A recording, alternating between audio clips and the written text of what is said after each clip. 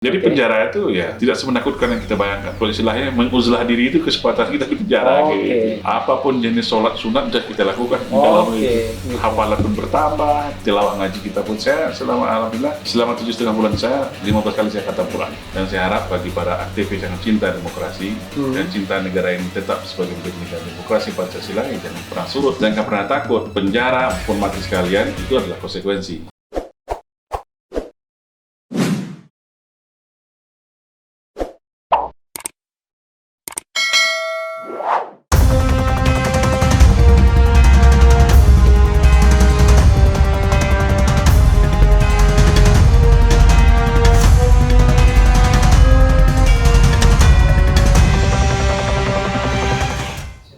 Assalamualaikum warahmatullahi wabarakatuh, sobat era sekalian. Jumpa lagi kita di channel yang keren ini, keren cadas ya. Kali ini saya ada tamu podcast saya luar biasa. Kalau kemarin Dr. Syahganda Nainggolan, nah sekarang ada dokter temannya Anton Permana. Assalamualaikum warahmatullahi wabarakatuh. Waalaikumsalam warahmatullahi wabarakatuh. Selamat malam, keren cadas, luar biasa. Terima kasih ya. Jadi kita mendapatkan kehormatan karena punya tamu yang sebenarnya masih proses ya. Masih proses sidang. Ya. Tadi sidangnya masih berjalan. Tadi ya, tidak perlu sebut tanggal. Tadi sidangnya masih berjalan ya. Iya, sidang ke 25. Wah, 25 ya, luar biasa. Padahal ditahan sejak 11 Oktober sampai 27 Mei. 11 Oktober 27 Mei. Itu berapa? 7,5 bulan. 7,5 bulan ya. 7,5 bulan persis ya, dan betul. Sudah dilepaskan dengan jaminan ya. Ya, penangguhan ya. Bang Refli ini. Termasuk saya. Jadi saya tanda tangan penangguhan penahanan. Dan kalau beliau lari ke luar negeri atau apa yang masuk penjara saya. Terima kasih nih Bang Refli, luar biasa. Tapi banyak yang menjaminnya, ada berapa orang ya. Ya, Bro Anton ya, kita terima kasih ya di podcast Refli Harun ini. Yang kita pengen tahu pertama adalah pasti sehat ya kondisi ya. Berdoa. Setelah 27 Mei bebas, kegiatan apa? Ya, kembali ke keluarga dulu. Oke. Keluarga di mana? Di Batam. Di Batam ya. Oke. Terus jenguk orang tua ke Sumatera Barat. Sumatera Barat, oke. Ya, sambangi beberapa kolega, namanya kita baru keluar penjara harus recovery dulu. Oke. Kalau di Jakarta di mana tinggal? Saya di Rawamangun. Di Rawamangun. Masih keluarga, rumah atau? Masih keluarga rumah. Oh, keluarga ya, rumah keluarga ya. Oke. Tapi di Jakarta, yang stay-nya di Jakarta? Kalau sekarang udah banyak di Jakarta. Karena juga sidang ya? Ya, sidang. Kita kan setiap minggu nih, Bang. Setiap hari Senin. Dan sidangnya tidak online ya, langsung ya? Offline. Oh, offline ya? Oke. Karena kita cuma sidang online itu hanya 2 kali. 2 kali? Selanjutnya offline, sejak dari penjara pun offline. Oke, agak beruntung karena Dr. Syahganda Nainggolan tidak pernah. Iya, betul. Tidak pernah offline dia? Ya, online terus. Online terus. Jumhur offline kita barengan gitu. Oh, offline bareng ya? Ya, berangkat bareng-bareng dari penjara, di borgol, naik mobil tahanan. Oh. Ini pengalaman pertama ya? Ya, pengalaman pertama. Karena ini kan soal politik, jadi bukan soal yang tabu sebenarnya kan? Kan Bro Anton bukan karena mencopet, karena bukan merampok ya, bukan membunuh, tapi karena perbedaan pandangan politik ya kan? Siap. Dan tidak juga perbedaan pandangan politik, jangan-jangan nanti kita bahas kasusnya apa ya. Jadi sekarang masih sidang yang ke-25 baru memeriksa tadi itu saksi ahli pertama dari JPU, itu saksi ahli bahasa. Oh, ahli pertama ya? Iya, saya pertama. Oke, ahli bahasa Bang. Ahli bahasa itu pun belum selesai. Itu pun belum selesai. Masih lanjut Senin depan. Oke. Jangan-jangan menjadikan saya sebagai ahli juga dan jangan. Pakarnya kan. Iya. Jadi itu baru ahli bahasa ya? Ahli bahasa ya. Oh, berarti sangat terkait dengan bahasa nantinya ya? Ada bahasa ya, saya lihat ada sekitar 7 atau 8 lah dari JPU ya. Oke. Saksi ahli dari JPU. Ada yang kita kenal misalnya? Yang atau belum tahu ya? Belum tahu lah. Belum tahu ya? Oke. Tapi saksiannya sama saya lihat. Sama ya? Sama Bang Ruslan Buton, Jumhur, Bang Saganda, Habib, semuanya ahlinya. Udah Uniknya kasus kita nih itu. udah paket. Ya, paket. Saksi pelapornya sama. Bukan saksi 3 in 1, fakta. 4 in 1 ya. Iya. 4 in 1. Saksi fakta juga sama. Saksi pelapor pelapor juga sama, sama. saksi fakta sama ya. Oke. Mantapnya di situ. Mantap. Jadi kalau boleh tahu Bro Anton ya apa ya? Ini Bro Anton kelahiran Saya 5 Februari 81. 5 Februari 81 ya. Waduh, masih muda ya. Kalau bandingannya Masih saya. pertemuan. Kalau Ketua juga bandingannya ber 40 juga, Bang. 40 ya. Udah masuk 40 tahun ini. 40 lewat ya. Oh, berarti berkesan betul ya 40 di tahanan berarti Di ya. penjara, betul. 5 Oke. Februari. Ya, di penjara. Tepatnya di tahanan, Ya. kan belum penjara. Tahanan ya? Iya, Siap, kan betul. belum putus. Insya Allah bebas. Masih rutan kan, rumah tahanan Rutan. kan belum lapas ya. Bukan lembaga pemasyarakatan.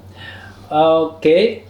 Kalau boleh tahu nih Bro Anton, kasusnya itu seperti apa persisnya yang dipermasalahkan? Ini kan masyarakat belum tentu tahu kan? Ya, ini perlu kita luruskan juga. Iya, Jadi gitu. saya itu ada 2 perkara sebenarnya. Ada Oke. 2 perkara video yang diperkarakan. Oke, Pertama itu tentang video yang berjudul TNI Ku Sayang TNI Ku Malang. oke. Itu video itu saya buat udah lama sebenarnya. Tahun Dan berapa? itu masih tahun 2020. 2020, oke. Ya, sekitar 6 bulan yang lalu sebelum dia ditangkap lah. Iya, ditangkap Oktober ya? 11 11 Oktober tadi, Iya. oke. Nah ini kan sebenarnya video kajian saya. Saya kan di alumni Lemanas, Bang. Oke. Di Lemanas ini udah biasa kita kaji. Iya. Dan itu saya konversi dalam sebuah tulisan yang populis ya. Betul populis yang mudah dicerna. Dan ini Iya. sebuah keresahan kita juga. Dan Iya. itu mengkaji nggak saya sendiri. Hmm. Saya kan punya lembaga namanya Tanhana Dharma Manggrava Institute.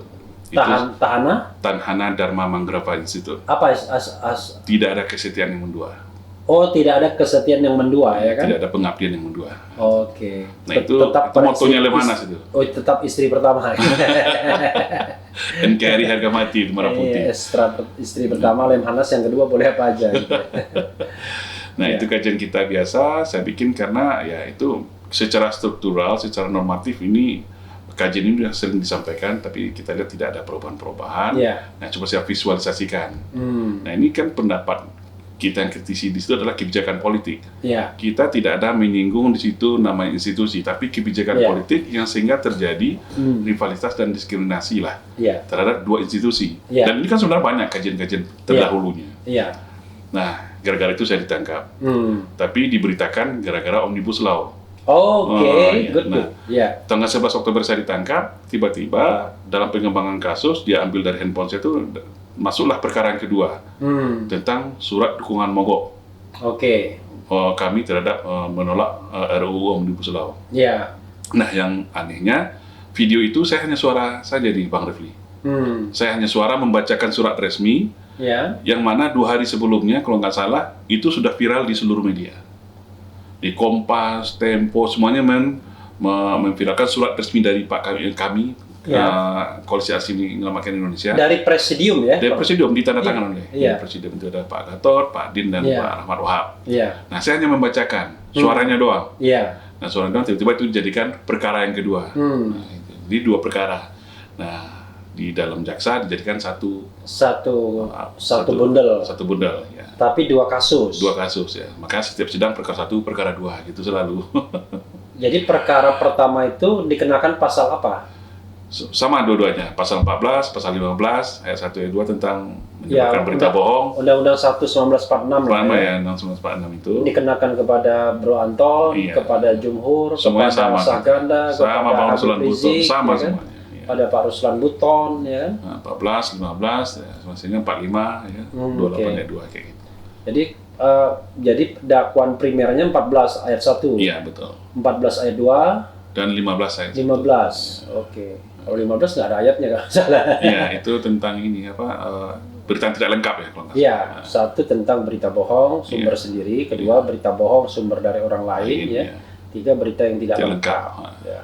Yang patut diduga Iya. melakukan. Nah, itu kita Satu itu dengan ancaman hukuman 10 tahun, 10 tahun. yang kedua 3 tahun, yang ketiga 6 tahun. 2 tahun. Yang 3 tahun dan 2 tahun ya betul. Ya, 3 tahun dan 2 tahun. Iya, betul. Kenapa saya hafal? Karena saya juga mengkaji terus yang begitu. Dia pakar hukum ya. Tapi ya karena saya jadi ahlinya Habib Rizik juga kan. Iya, iya, iya, betul. Tapi coba kita lihat persisnya ya, jangan sampai kemudian kita keliru ya. Coba kita lihat persis. Jadi Itu yang dipermasalahkan. Nah, kan kita tahu, kita buka ya pasalnya. Kan dalam pasal itu kan ada dua hal. Satu mengenai menyiarkan pemberitaan atau berita bohong, ya, pemberitahuan atau berita bohong yang menimbulkan keonaran. Yang berikutnya yang dapat menimbulkan keonaran. Jadi satunya memang aktual, yang ayat 2-nya potensial, yang pasal 15 juga potensial. Nah, alasan dari jaksa terhadap pemenuhan unsur itu apa? Misalnya dalam kasus pertama dulu, yang TNK Malang, berita bohongnya di mana? Hoaxnya di mana? Yang jelas, kita karena baru masuk tadi saksi ahli ini, Bang. Iya. Bagi kita kan sederhana aja. Iya. Saya ini alumni Lemanas.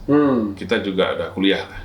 Ya. Sampai doktoral, kita tahu sebelum nulis itu pasti harus butuh referensi. Bung Anton dari mana doktornya? Saya IPDN soalnya. Oh iya ya, IPDN tahun 2021 ini soalnya. 2021. Iya. Oh, sudah belum selesai, hampir Finishing selesai. sedikit lagi. Oh, finishing. Okay. Karena terkendala kemarin ya. Oke. Jadi sampai mana tadi izin, Bang? Ya, soal unsur hoaxnya di mana? Iya. Kalau berita bohong kan sederhana aja. Iya. Yang benarnya yang mana? Nah, kemarin di dalam persidangan kita tanyakan itu kepada si saksi pelapor. Iya. Kalau ini saudara bilang ini bohong, yang benarnya mana? Mana referensinya? Dan untuk sekedar diketahui di Bang Refli, saya sidang itu membuat 3 koper referensi. Oke. Itu ada 107 jurnal dan buku. Untuk ya itulah kita menulis itu pasti ada dasar dari referensinya. Nah, tinggal sekarang diadulah dengan nanti saksi ahli yang akan dihadirkan CPU. Sekarang kan belum masuk saya saksi ahli, berarti saksi ahli pertahanan. Nanti kita akan adu betul nggak saya buat itu. Yang jelas apa yang saya buat itu saya bertanggung jawab. Oke, ini kan misalnya pasal 14 ayat 1 itu kan barang siapa dengan sengaja ya. Oh sorry, ini kok penanggulangan COVID. Karena 14 ayat 1 juga dia. Apa ya, ini ya. Di slide terakhir mungkin ya. Nah ini ya, pasal 14 ayat 1, barang siapa dengan menyiarkan berita atau pemberitahuan bohong. Oke. Jadi unsur menyiarkan sudah terpenuhi paling tidak karena menggunakan media sosial. Kira-kira begitulah ya. Tapi izin itu bukan akun saya. Oh, bukan akun yang dijadikan alat bukti saksi pelapor itu bukan akun saya. Akun siapa? Akun ada orang lain, saya nggak tahu. Oh, berarti dia dong yang menyebarkan. Nah, itu ini itulah yang terjadi seperti itu. Menyiarkan, jadi ada perbuatan yang menyiarkan berita atau pemberitahuan bohong. Nah, berita atau pemberitahuan bohong yang dipermasalahkan apa? Dari kasus pertama itu? Ya, tentang narasi teknik saya untuk itu. Misalnya kalimat yang paling dipermasalahkan. Yang misalnya saya menyatakan di situ masalah anggaran, dia ada 14 poin di situ, Bang. Oke. Ada 14 poin. Dan itu dipermasalahkan semua. Dipermasalahkan semua. Dari 14 poin itu dianggap menyebarkan berita bohong. Ada yang mengatakan sebagian, ada seluruhnya. Saksi pelapor. Tapi ketika kita konfirmasi di persidangan mereka nggak bisa menyatakan mana referensinya. Makanya nanti akan diadukan di saksi ahli. Tapi aneh juga, karena kenapa? Kalau dalam dunia ilmiah itu kan nggak bisa kita mutlak pasti benar semua. Kalau misalnya kita membuat sesuatu yang keliru, ya orang lain harus menunjukkan kelirunya di mana dan dalam penyiaran berikutnya kita perbaiki itu. Itu yang menarik tadi, Bang. Contohnya dari saksi ahli bahasa. Katanya saya itu bertentangan dengan azas kualitas. Azas kualitas itu dan tulisan argumentatif. Itu harus dibuktikan salah atau benar. Kalau tulisan itu benar, berarti saya nggak dipenjara. Salah. Kan saya udah dipenjara 7,5 bulan. Dan buktinya baru sekarang itu gimana? Bang hukum lah. Ya, kita tetap jalani, Bang. Yang jelas kita jalani. Tapi kan publik harus tahu. Iya. Karena kepentingan saya dan juga kepentingan channel ini adalah bagaimana publik paham ya. Bahwa yang dipermasalahkan itu adalah tulisan video yang berisi suara video itu. Suara dan narasi. Suara dan narasi mengenai sebuah topik yaitu TNI Ku Sayang, TNI Ku Malang. Dalam tulisan itu ada 14 materi yang dipersoalkan baik sebagian maupun seluruhnya. Nah, dan itu dianggap menyebarkan berita bohong baik sebagian maupun seluruhnya. Keonaran. Nah, itu nanti faktor itunya nanti saya akan tanya lagi. Nah, jadi itu ya, memang aneh juga ya. Kalau kita menulis salah ya kan nggak apa-apa. Kalau BMKG salah perakiraan cuaca gimana? Iya, makanya. Jadi kalau kita salah, kan kita kan bukan Tuhan. Bisa jadi misalnya media misalnya. Tiba-tiba kemarin tuh Margo City, ada ledakan di Margo City. Ternyata bukan ledakan. Kalau tidak salah, cuman atap runtuh aja. Struktur runtuh. Padahal kan orang bisa mengatakan kan, oke, itu ya. Jadi biar jelas. Kalau boleh tahu poin yang paling sangat dipermasalahkan apa? Yang Bro Anton ingat?